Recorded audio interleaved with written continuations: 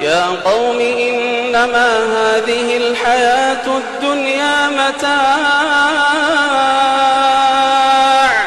يا قوم إنما هذه الحياة الدنيا متاع وإن الآخرة هي دار القرار من عمل سيئة فلا يجزى إلا مثلها ومن عمل صالحا من ذكر أو أنثى وهو مؤمن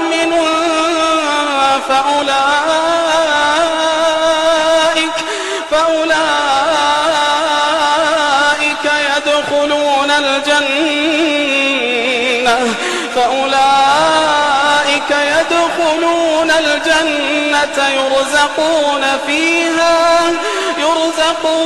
فيها بغير حساب ويا قوم ما لي أدعوكم إلى النجاة وتدعونني إلى النار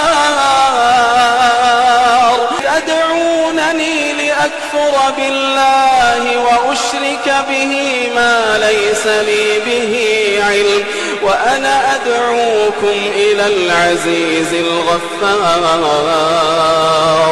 لا جرم أن ما تدعونني إليه ليس له دعوة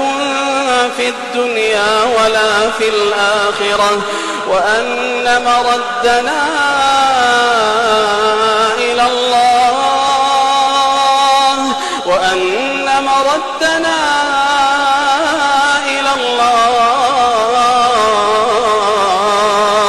وأن المسرفين هم أصحاب النار فستذكرون ما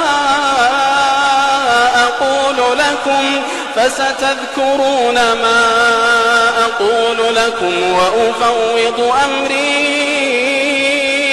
إلى الله إن الله بصير